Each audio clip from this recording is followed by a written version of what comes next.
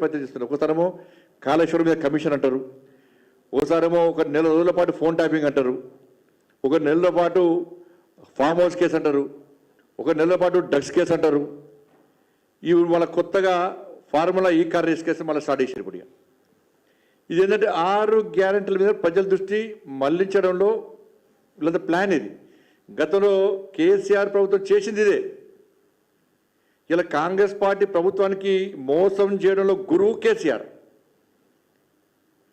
వీళ్ళు ప్రజల సమస్యలను 6 గ్యారెంటీలను ఏ విధంగా పరిష్కరించాలని చెప్పి, ఏ విధంగా పాలన కొనసాగించాలని చెప్పి స్టడీ చేస్తలేదు, దాని గురించి పట్టించుకోలేరు.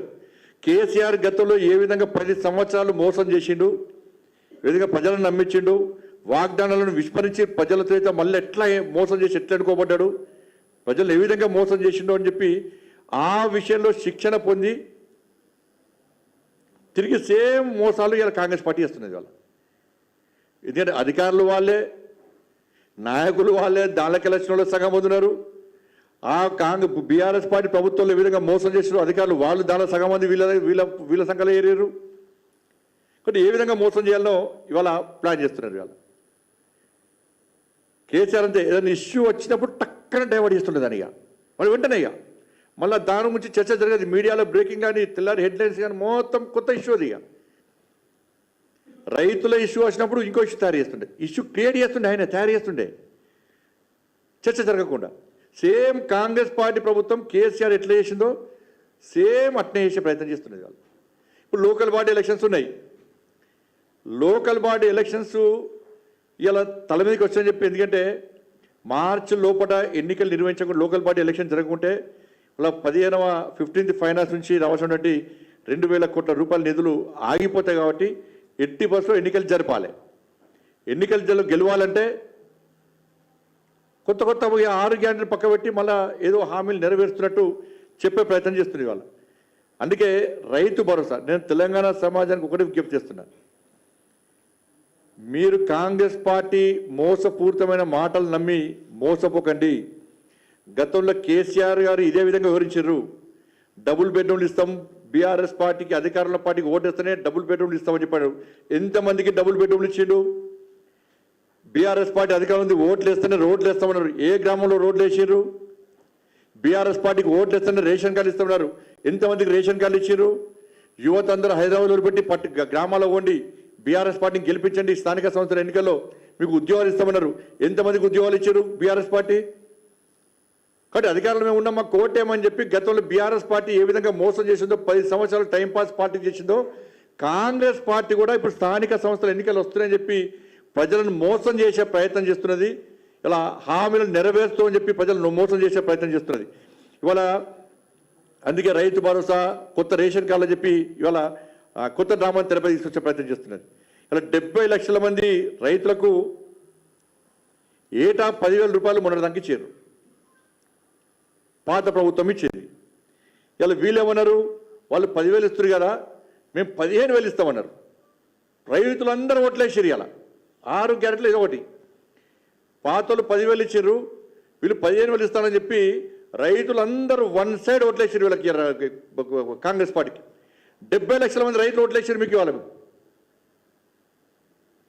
మీ మోసపూరితమైన మాటలు మీకు 15,000 రూపాయలు ఇస్తారని చెప్పండి. ఇవాళ 15,000 చొప్పున ఇస్తామని చెప్పి హామీ ఇచ్చారు. సంవత్సరం నుంచి ఇప్పటికి పైసలు ఇవ్వాలి.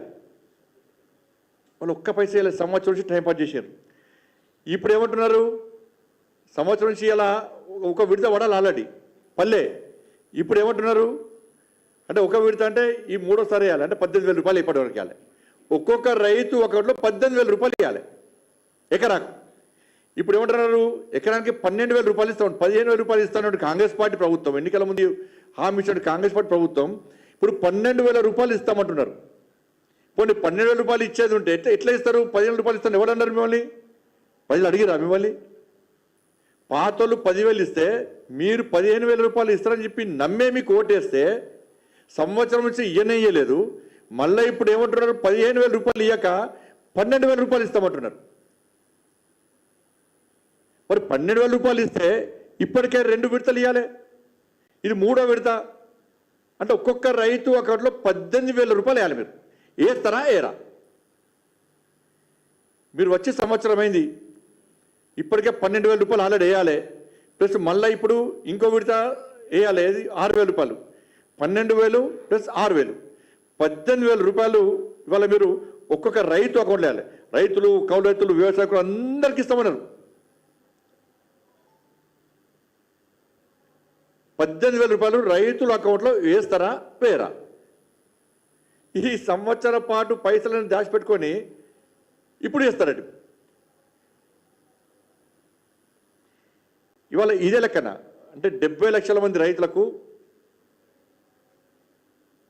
70 లక్షల రైతులకు ఈ 12,000 రూపాయలు చొప్పునేస్తే ఇప్పటివరకు ఈ 18,000 కలుపుకుంటే 12,600 కోట్ల రూపాయలు ఇవ్వాలి.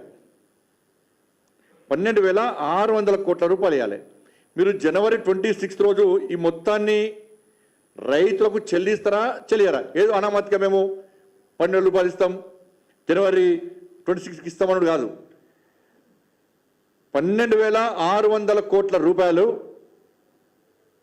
70 లక్షల మంది రైతులకు 18,000 రూపాయల చొప్పున ఇస్తాము అని మీరు ప్రకటిస్తారా ప్రకటించారా?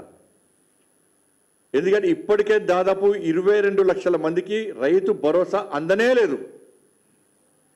500 రూపాయల బోనస్ 20% కూడా ఎవరికి ఇవ్వనే లేదు. బోనస్ కూడా అన్ని పంటలకు అన్ని రకాల వడ్లకి ఇస్తున్నారు, మన సంట బొడ్లు అన్నారు, అది కూడా మోసం చేశారు. అది కూడా 20% రైతులకు కూడా ఇవాళ బోనస్ అందలేదు. ఇది పెద్ద మోసం. ఇది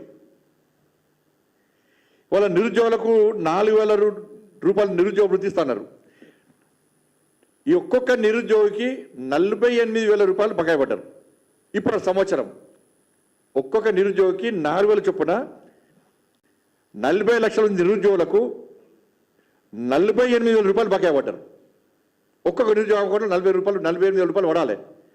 ఈ చొప్పున 40 లక్షల మంది నిరుద్యోగులకు 48,000 బకాయి చొప్పున ఇవ్వాలంటే 19,200 కోట్ల రూపాయలు ఖర్చు అవుతాయి. ఎక్కడి నుంచి తీసుకొస్తారో చెప్పాలి. ఇది 6 గంటల హామీ. ఇది 40 లక్షల మంది నిరుద్యోగులకు ఒక్కొక్కరి 48,000 రూపాయలు అకౌంట్లు వేయాలంటే 19,200 కోట్లు ఇవాళ ఇవ్వాల్సి వస్తుంది. ఎప్పుడు ఇస్తారు? ఎట్లా ఇస్తారు? అది కూడా 26 జనవరి రోజు మీరు ప్రకటించాలి. నిరుద్యోగులు కూడా మీకు ఓటేసారు. ఇలా మహిళలకు 2,500 రూపాయలు చొప్పున ఒక్కొక్క 1 మంది మహిళలకు ఇప్పుడు సంవత్సరమే వాళ్ళకు ఇలా 30,000 రూపాయలు బకాయి పడ్డారు. ఒక్కొక్క మహిళకు 30,000 రూపాయలు ఇవ్వాలి. 1 మంది మహిళలకు వాళ్ళ అకౌంట్లో 30,000 రూపాయలు సంవత్సరం నుంచి 2,500 రూపాయలు చొప్పున ఇవ్వాలి. ఇవాళ సంవత్సరం మొత్తం లెక్క చూస్తే 1 మంది మహిళలకు 2,500 రూపాయలు చొప్పున 30,000 కోట్ల రూపాయలు చెల్లించాలి. ఈ 30,000 కోట్ల రూపాయలు 1 మంది మహిళలకు 2,500 చొప్పున జనవరి 26 నాడు చెల్లిస్తామని చెప్పి మీరు ప్రకటించాలి. 6